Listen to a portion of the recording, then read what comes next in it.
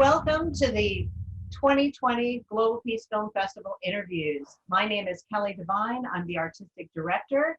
Please join me and Nina Strike, the executive director, in welcoming Sophie Sartain, director of Birddog Nation, and Samuel George, director of Swing State, Florida.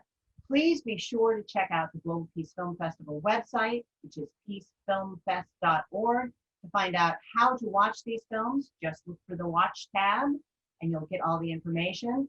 We will have lots more information at the end about resources for these films, and there are plenty other events that we are hoping you will check out. The festival starts September 21st. We're looking forward to seeing you there, but now let's start the interview. Well, hello, Sophie and Sam. Sophie, let's start with Sophie and then move on to Sam. If you can tell us a little bit about your films.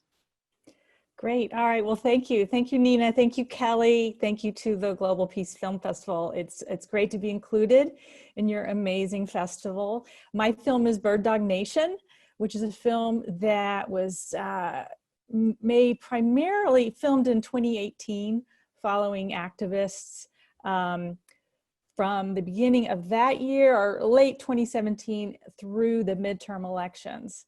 And it's kind of, I kind of tell people it's like the Ocean's 11 of activism, because it's following this group of mostly women who got activated after the 2016 election, but they didn't really know how to do it, what to do, and they hooked up with these professional activists who really showed them the way and taught them tactics like bird dogging, which you find out about in the film.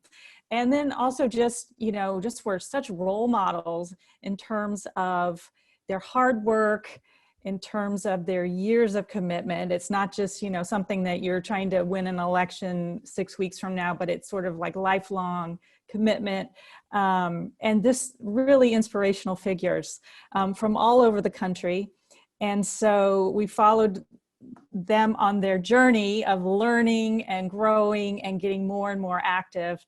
And then you see how it pays off for them as in the 2018 election, when a lot of their efforts, along with so many millions of other people's efforts, really helped flip the House in that crucial election. So that's Birddog Nation.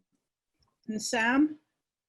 Yeah, thank you so much. And I just want to echo Sophie to say my thanks and gratitude to the Global Peace Film Festival, which is my first year as part of the program, and it's an honor. I also had a chance to see Sophie's film, and I've been telling the group I'm completely motivated. I'm very excited. It's definitely a highly recommended film, so check it out, because it makes me want to get out and be a part of making our country a better country.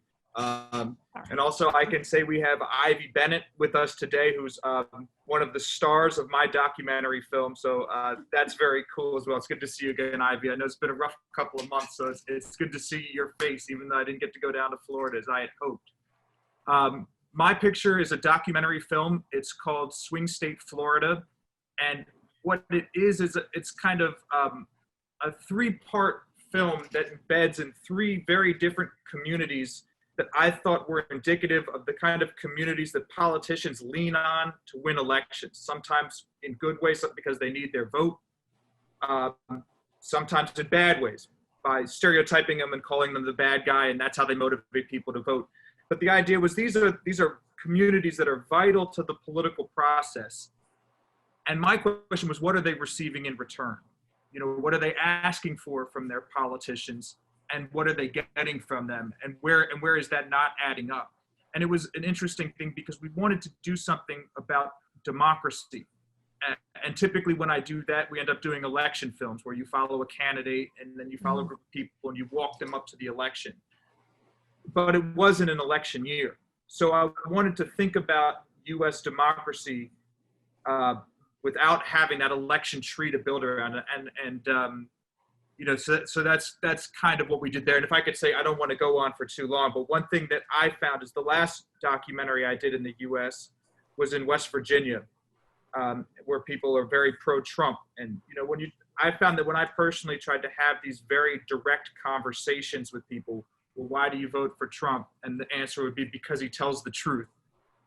It would almost just lead to this dead end in the conversation. There's just not really much, there wasn't much for me to go. And so a lot of times in this documentary, I try to find out really what's motivating the community in their daily life outside of national politics, just to try to get inside their world as a hopefully better way of understanding what's motivating their interaction with politics.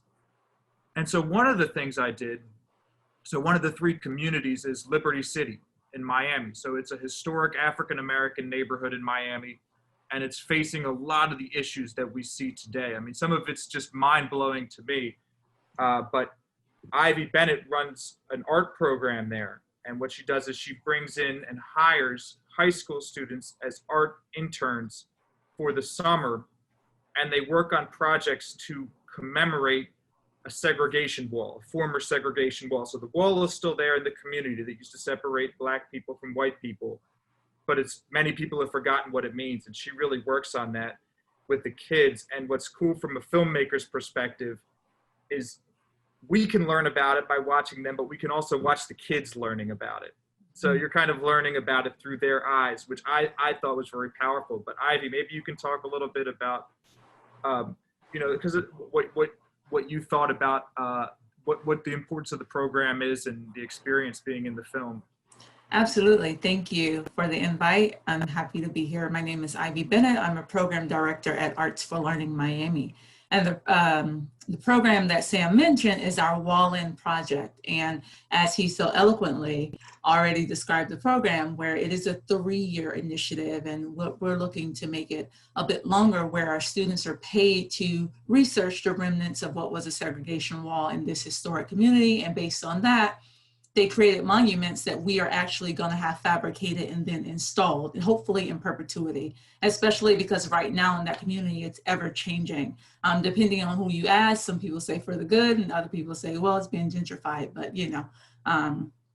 it all depends on who you ask. But either way, we're hoping that those particular monuments will stay, and so that it's kind of a homage to the people who live there, who the neighborhood was initially built for.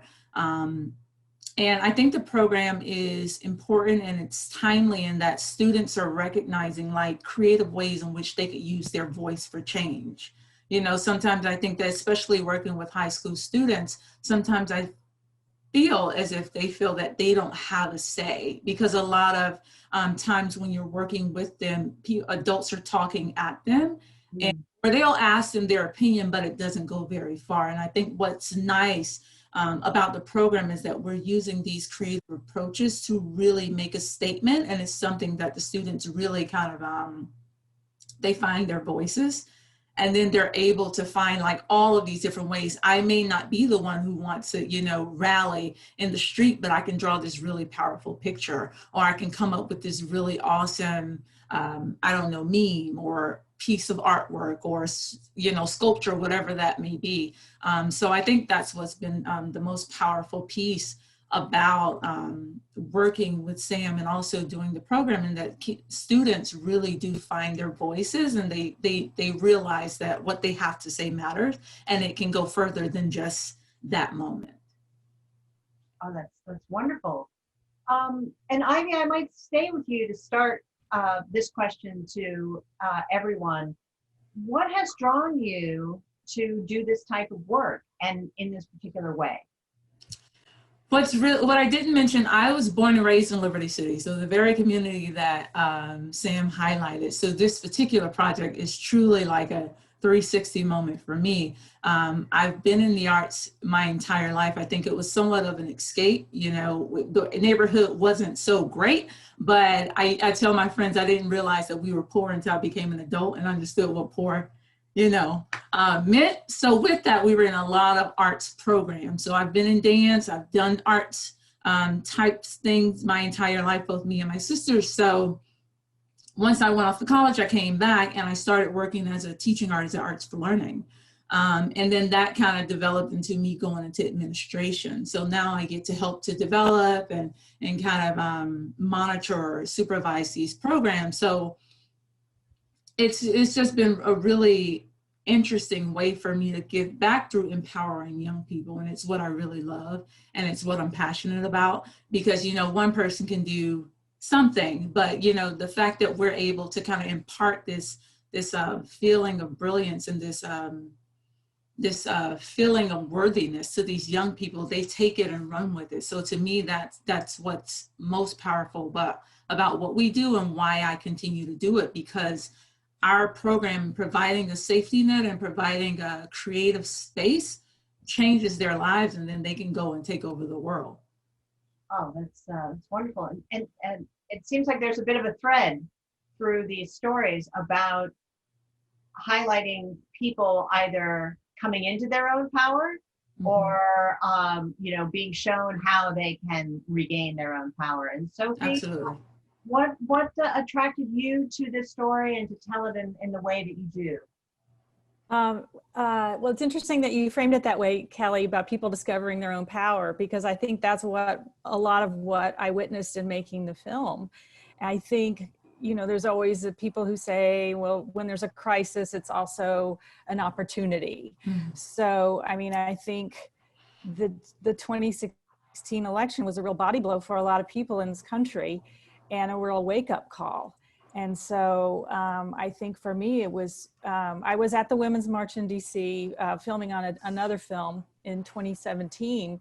And I saw the sea change in people, just this feeling. It was an awakening, I guess. You know, there's been a lot written and talked about it happening. And I think it interested me to chronicle that, to really be there, and to show people sort of getting their activism muscles stronger and stronger. I mean, we followed them through the protest marches in the spring of 2018, and then of course when the whole family separation issue came to the surface around May or June of that year. That's when I knew it's like, I'm in this, I'm following this all the way through. I don't know where it's going, but I'm following it because, you know, my activists, some of them just dropped everything and went to DC to protest and actually got arrested for civil disobedience. You know, things that they, you know, 2 years earlier never would have dreamed of doing. And then following a lot of the same folks through the Kavanaugh confirmation hearings in DC as well. And I think one of my characters said, you know, once you learn your power and you learn what you can do, you can't unlearn that. And so it sticks with you. And so you take that with you as you continue in your efforts to make the world better, to make your voice heard. And so it was really, it was a privilege for me to be there and to see that happening with a lot of people over the course of filming. Oh, that's great. And Sam, you took a look at Florida in 3 chapters because it is a big state and it is very different. Yes. Tell us about what, you know, tell us about that approach. Yeah, I mean, and that was, there's a million different ways to do it. And there's the other thing, it's not comprehensive, you know, there's really, really important parts of Florida that we don't look at, especially in terms of swinging an election. I think that, you know, some people ask, well, if you did a 4th chapter, what would it be about? And I think that, you know, the older retirees in Florida could really swing the next election. And that's not discussed in this documentary. And then it's also, you know, for example, there's a section on migrants who were picking produce in the Florida fields. And that's not in any way to suggest that the dominant migrant experience is as a tomato picker. It's just a migrant experience. But one thing that we liked about Florida that made the story appealing to me is I thought I could look at communities that would be interesting in themselves, but reflective of other things going on in the country. So that helped influence what I looked at and what I didn't. And the example I often give there is one really influential community in Florida is the Cuban community. But that one's a little bit more unique to Miami and to Florida. You don't necessarily get that in a lot of other states. Whereas the story that Ivy was talking about of the gentrification of a neighborhood and the pressures that engenders. That's a lot of polices that can relate to that. So, you know, I went about it in short because I thought there were areas that were a microcosm of our country as a whole. Oh, wonderful, wonderful. And you guys have both, well, Ivy, I don't know if you've gotten a chance to see Sophie's film, but I know Sophie, you've seen Sam's, and Sam, you've seen Sophie's. Yeah. Are there any questions you'd like to ask one another or discussions you'd like to have? Oh yeah, I have lots of questions. First of all, congratulations, Sam. The films, I should say plural, are great and very impressive and so timely and compelling. And I have actually a question for you and for Ivy, but I wanted to ask you, Sam, just how you got access, because it's such an interesting, you really, it's clear that you really gained a lot of people's trust, and that takes time and some skill. So how did you find the folks in your film? You hit the nail on the head in terms of, and that's scary because it's responsibility. You know, it really I'm almost more scared to show the people that are in the film than to show the bosses and the public. But, you know, you find people, you try to be as honest as possible about what you want to do. I found Ivy online. I don't know how. I was just searching Liberty City. I knew I wanted to work in Liberty City. It's funny because of the film Moonlight. The film Moonlight blew me away, and I wasn't aware of Liberty City prior to it. But I saw the film Moonlight, and then when Florida came back up, I said, I wonder if this is a good way I could learn more about that community. And I started researching what was going on, and I found the Wall-In program. And then you reach out to people, and what happens is, you know, some people may not want to talk to you, but overwhelmingly people are remarkably open and honest. And you take Ivy, for example. Ivy not only welcomed me in to her nook of the world, but she put me in touch with other community leaders that ended up being fundamental to this project. There's one kind of community elder, Miss Rose, who's become like a friend of mine. Miss Rose, we talk to each other on the phone, and you know, she helped set up most of the other things that are in the documentary. And I'm so thankful to Ivy and the others for letting me in, because, you know, they don't know what I'm gonna do. That's where the trust comes in. And, you know, I could even be a trustworthy guy that makes a bad documentary. Like, just because you're you have a good spirit doesn't mean you tell it right. But, you know, I just would play phone tag with people in the 3 different communities. And Ivy, I don't know why you decided to give it a shot, but I'm very thankful. I'm very thankful you did. And then once I came sort of the free range to film, which for me, you know, every aspect of a documentary has a different challenge. But in this, you know, this is an important moment for these kids, right? It's not about me. So I have this kind of dual thing that, because I'm by myself, to get the audio right, I kind of need to get close. But at the same time, I don't want to distract from what they're trying to do. Mm-hmm. And in the end, I'm afraid I was up in their business, you know, and I was very thankful that they let me do that.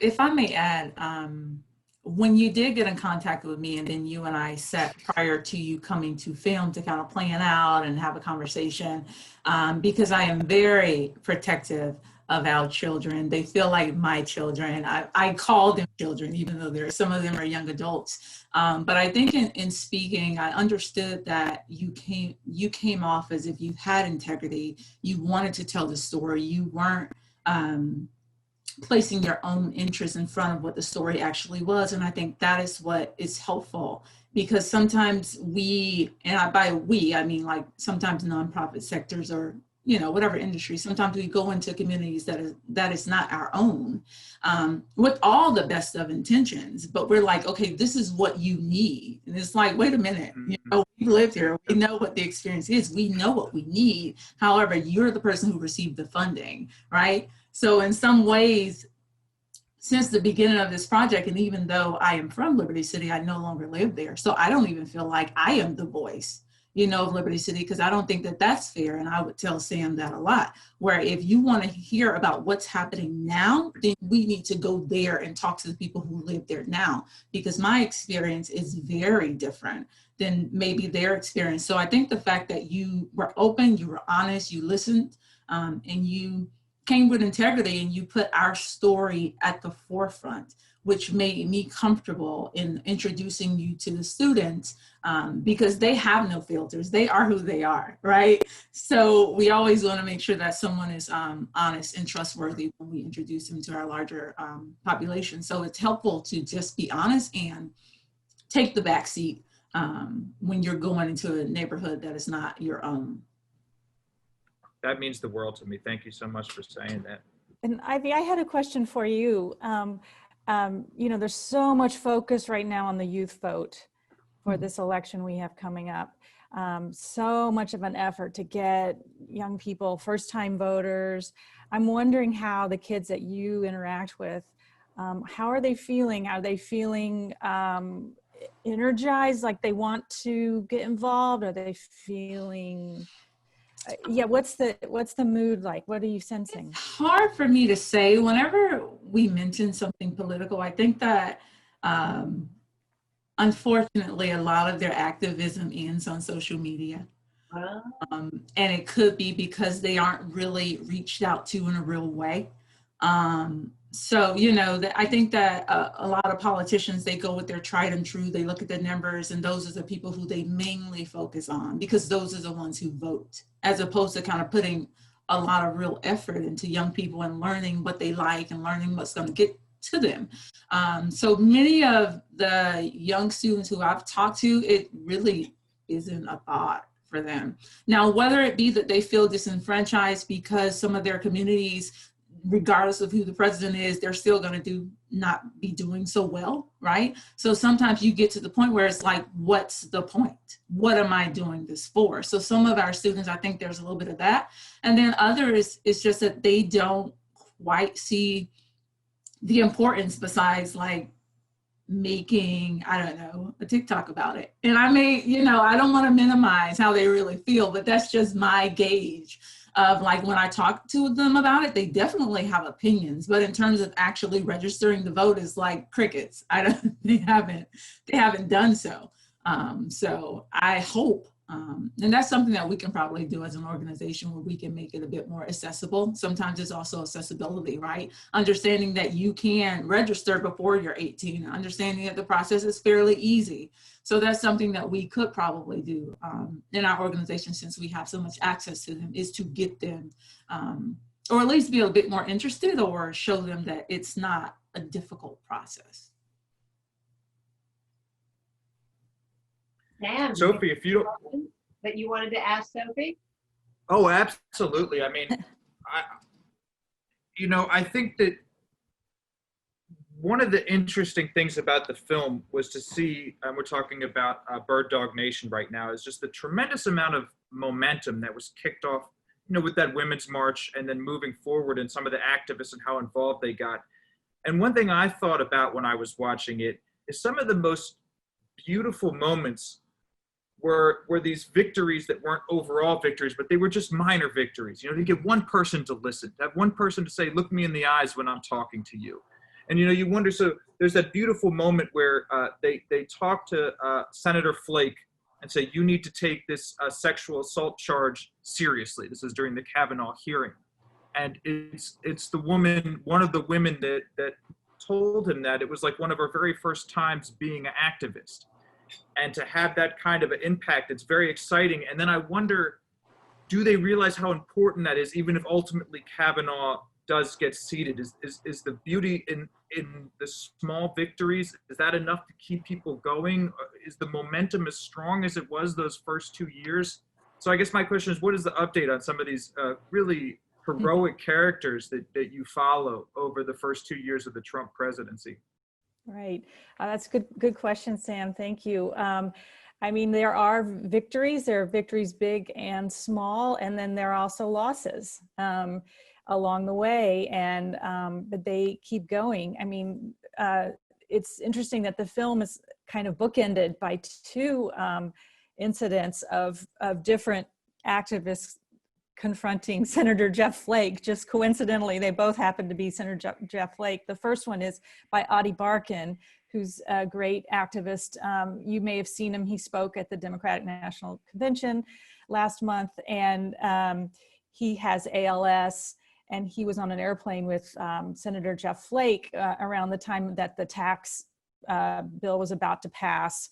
And his fear was that this was going to unravel some more of our social safety net, and including, Medicare, Obamacare, like all the things that were under attack. And so he told his story to Jeff Flake, and it was caught on an iPhone, and it went viral. And he really, made a difference by doing that, and just telling his own personal individual story, which is a lot of what Birddogging is about.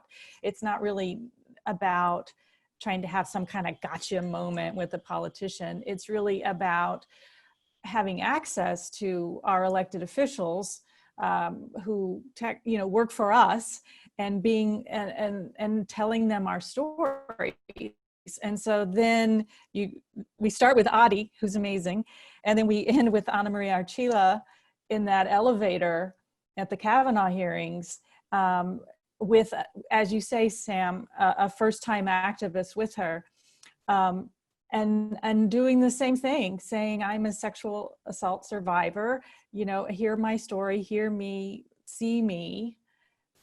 And obviously Kavanaugh was confirmed in the end, but it did cause a delay in that when Flake went up to the Senate, I guess the committee hearing room or something, and said he wanted an FBI investigation. So, they made their voices heard. They spoke their truth to power, and there's a victory in that. And I think I probably phrased my question wrong, because the film also shows some tremendous victories. I mean, especially in terms of flipping the House and some of the work that was done in California. I think the film does a great job of showing that. The people that got themselves arrested in order to stop the reappeal of Obamacare, which was in fact ultimately successful. And those are really, I think more what I was reflecting on is, boy, it looked exhausting and hard. And the dedication that those activists show, and how important that is, that if any of that slips up, it's going to be a really rough ride in 2020. So I think it's more just awe that some people, because a lot of times I find myself, I'm worried I fall into the camp that Ivy described. We make a nice social media post, but I'm not out there getting arrested like these people are. So but it takes that to do that rally, and it just must be very difficult to sustain. And to be, sorry to jump in, to be fair, those posts matter as well, right? We all have our lane. So I don't want to make it seem as if that does not have impact, because it absolutely does. Your post may be the first introduction for someone else. So everything that we're doing, regardless of what it is, absolutely has an impact. Yeah, and to your point, Sam, I think about the late John Lewis and his life and his example, and just the fact that he just kept going. And sometimes there were victories and sometimes there were losses, but he also brought with it love, I think, love and joy. And I think that he's such a role model for all of us, because he could keep going, coming from that place, I think.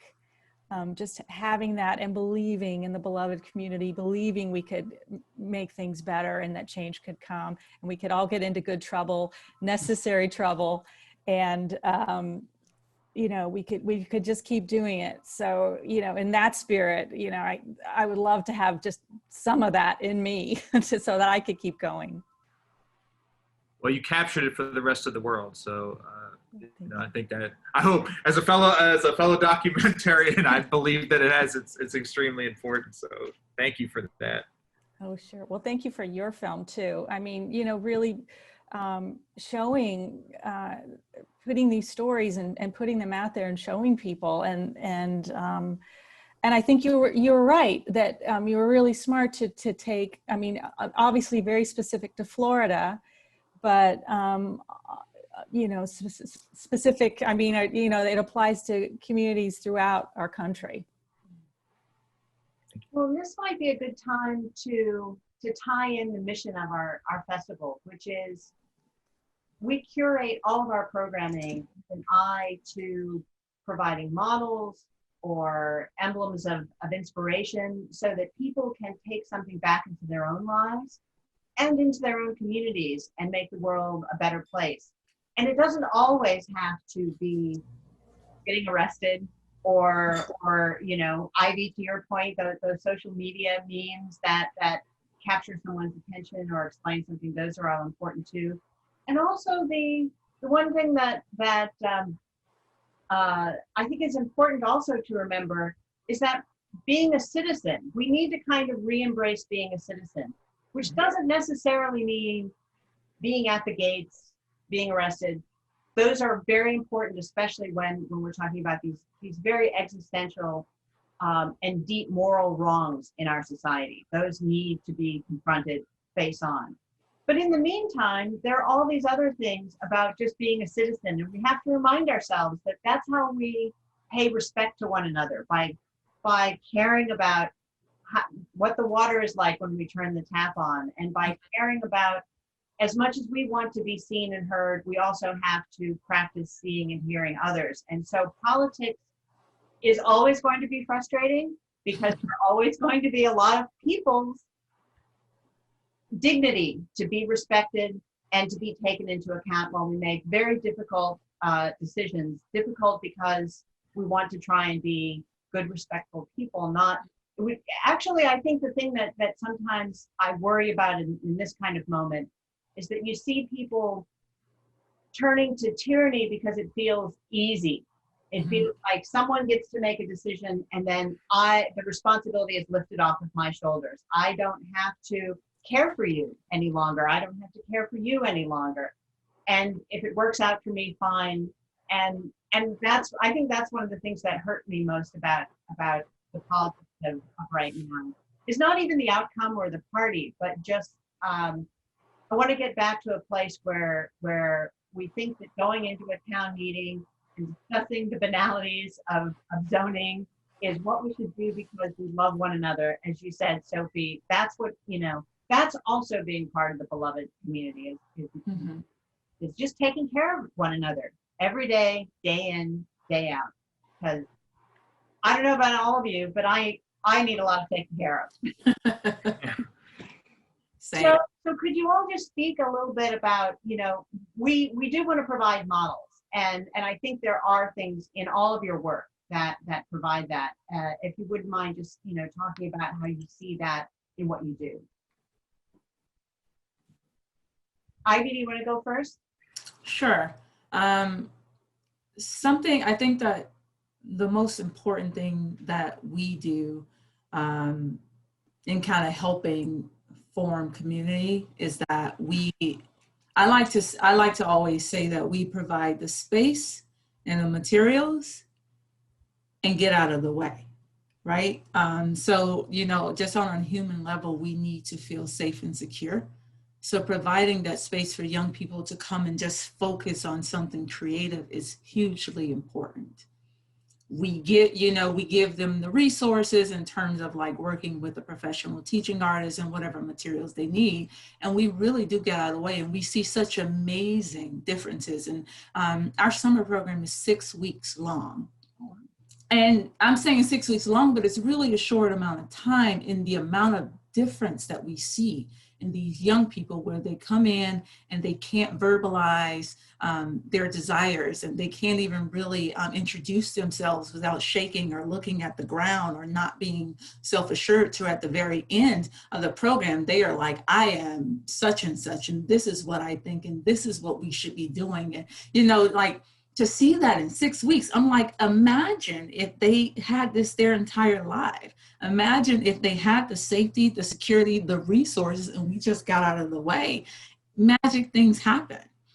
So I think that's what's nice about what our organization and what the arts can provide, is kind of this safe haven. And I think once we all feel safe on a human level and valued, then we can create beautiful things. And I think that will reverberate throughout whatever it is that we're doing. Once I feel safe, once I feel valued, I can do anything. And I think that that's how we are contributing to the sense of community and the sense of citizenship, because we all need that feeling in order to thrive.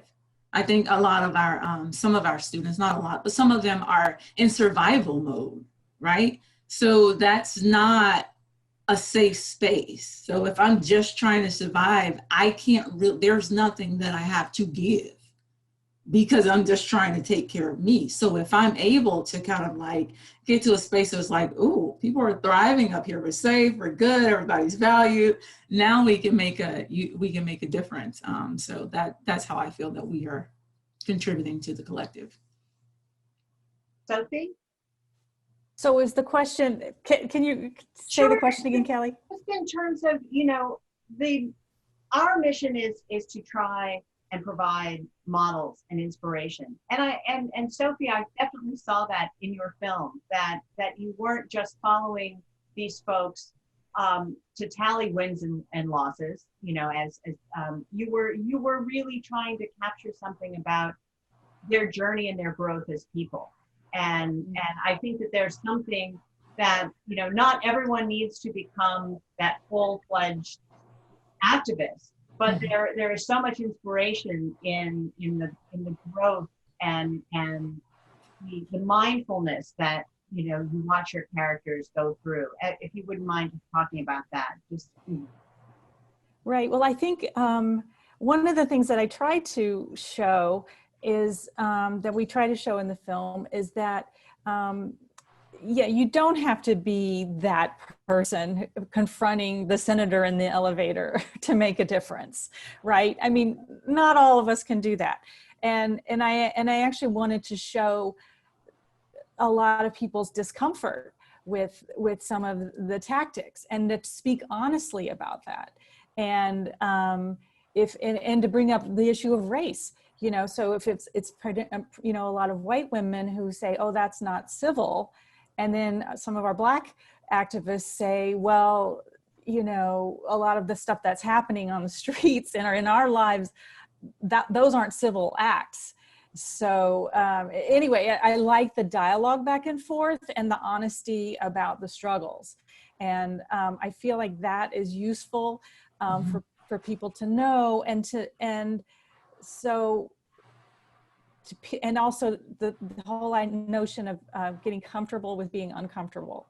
So pushing yourself a little bit farther than you might have last time, going into communities that may not be your own community, and being an ally and amplifying other voices and taking yourself out of the center. I mean, there's a lot of issues that we've been talking about all summer, obviously in the wake of George Floyd's murder, that get addressed. And so I feel like that's a useful part of the film as well, is tackling those issues and then honoring folks who, like I said, may not be, out there so far out front, but are actually doing more things and are showing up and doing the work, even in a quiet way, even, writing postcards, which I have right here, right? I mean, it's an act, it's one thing. So it's sort of honoring all of us as we're on this journey together. That's great. Sam? Yeah, I would say, first of all, I really did enjoy that discussion in your film, that portion of the civilness and the kinds of protests and the going into the uncomfortable areas. I thought that was handled very well. So, and then also just to completely agree with everything Ivy said, and I hope that comes out in the film. The difference of these kids on week 1 versus week 6 is just amazing to see. It just the fullness of character. At first, when you see them, it's almost like they would just rather push their chair back and disappear. And by the end, they're really stepping into who they are and with each other, their interactions with each other. And that was a wonderful thing to see. I think in terms of models, I don't think I have any great insight on that. I mean, I think I see what a lot of people see, and that's that it's so distressing right now what's happened to our civil engagement and civil society and conversation. And so many people have been kind of picked off into their own little echo chamber where they don't necessarily talk to a lot of people around them, but they see a lot of these idea reinforcing content online that convinces them that, you know, somebody else is out to get them. And I think that, you know, what's so important, and I think in all three sections of the documentary I made, it's at its best when you see people coming together as a community and talking things out, whether it's a section about the undocumented migrants, whether we're in Liberty City, or whether we're in the Florida Panhandle. When people get out and try to rebuild the communities and the links, that's where we can really start to be effective. And I think Ivy's model is fantastic because it meets the young people at their level. You know, it lets them use the tools of art to learn themselves and express themselves and to engage and to create. And there's a huge amount of responsibility that they're given, that they have to step into that responsibility if they want to get the project done in time. So I think that was definitely a very effective way. I mean, and that program combines so many different things because you have the artistic element, but then you also have the learning about the community. And then on top of that, what they did at the end was then teach the community what they learned. So not only do you learn about it alongside the kids, but then you see them creating this kind of like, oh, I didn't know that, you know, kind of moment. And, you know, I think that can be very powerful in rebuilding the links that have been broken in so many places in the US. So to wrap this up, what's next for each of you and how can our audiences support your work? So let's start with, let's go the other way around and start with Sam and then go to Sophie and finish with Ivy. Well, I am currently working on a documentary, and it actually in some ways came out of my work in DC. It really opened my eyes to the issues of gentrification. And Washington, DC is one of the most epically smashed by gentrification cities in the country. This was once one of the very most important centers of, you know, African-American, not just by numbers, but by culture, you know, by music, by economy, middle class, upper class, working class. It was a center of that. And that's really been pushed out in the last decade and a half. And, you know, so I'm working on a documentary in short that set out to look at the historical the implications on housing, the implications on the local economy, and the implications on the local culture. Then right in the middle of that, the COVID crisis happened. And that basically shut down work onto that documentary. And then all of a sudden these protests start happening. And I said, I don't know how I'm gonna tie this all together, but I'm gonna film it. And so I just filmed day after day after day at these protests. And so now I'm working on a documentary it's as yet untitled, but you know, the idea is we're combining the story of the impact of gentrification in Washington, DC with these protests. And, you know, the idea that keeps coming back to me is this, you know, if you're in the protest, there's the chant, whose streets, our streets.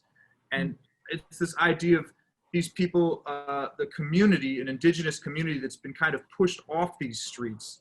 And then the moment of the protest is sort of coming back to these streets. And that's sort of something I'm teasing out right now. So we're in the middle of the edit for that one. Well, keep us posted on that one. Yeah, definitely. We'll be applying it next year, hopefully. Hopefully it all comes together well. You know, definitely very much in a similar position as I was with the Florida documentary where, you know, I'm really hoping I've done right by the people that have been so generous to let me tell their story. So. Sophie? Right, here's my cat. Oh, Looking across another the guest. Yeah, that's really great to hear, Sam. I'm glad you're out there filming. I am working on two projects, but we are not filming right now because of COVID. We are in post-production on a historical documentary about the photographer Roman Vishniak, and we still have a little bit of filming go on that. So we will see when that's going to be possible. And, you know, developing new projects, but really between now and November 3rd, we're about to start a grassroots screening tour with Birddog Nation, just to get the film out there, as seen as much as we can between now and the election, partnering with organizations to do screenings in this virtual world we're in. So that's kind of what I'm doing right now, what I plan to be doing for the fall. And then fingers crossed, we'll get back to being able to go into production with some projects. January, maybe? Fingers crossed. Ivy? Ivy? Yes, we thankfully we've been able to pivot by use of Zoom and continuing our program with young people. So essentially, I'm getting ready to start up another iteration of an internship program that's slightly different from Wall-In, in that this particular program is a paid internship in the arts for high school students, in which they work through the arts to learn workforce skills. So we're working on that right now, and we're also kind of getting our going through the process of fabricating the monuments that our students from Wall-In came up with, and then we have to go through all the powers that be, and hopefully get that installed sooner than later. And then we'll be doing another series of the Wall-In project next summer. So we're just going to continue to work with young people and help them to discover their brilliance. And if you want to see the work that we're doing, you can find us at www.a4lmiami.org, and that's the number 4, so a4lmiami.org. Please do support the arts. We need it, as we can see. Now that we're all home, we're all kind of relying on the arts and entertainment. So that's what we'll be working on. Oh, wonderful, Ivy. Thank you so much. And we will get that website from you and post it on our community partner resources page, because Awesome. That's a fantastic program. So thank you. And thank everyone for your generosity, for all your terrific work. And we want to make sure that everyone will check out your films. We have your website here for Birddog Nation, Birddog Documentary, and swingstateflorida.com. If there's a question that you are burning to ask either of these documentarians, we have a form, a Google form that submit a filmmaker question. So please look for that on our film pages under the Watch tab on our website. We also have an impact survey. Anyone who has been to our festival before knows we really are interested to hear if anything has inspired you to take action, if so, what that action might be. We're always eager to get in touch with you through our social media channels, so don't forget to follow us and like us and all of that good stuff. And in the meantime, remember that September 21st is when the festival starts, but the full program is up now for you to take a look at. We will see you at the festival. Thank you so much.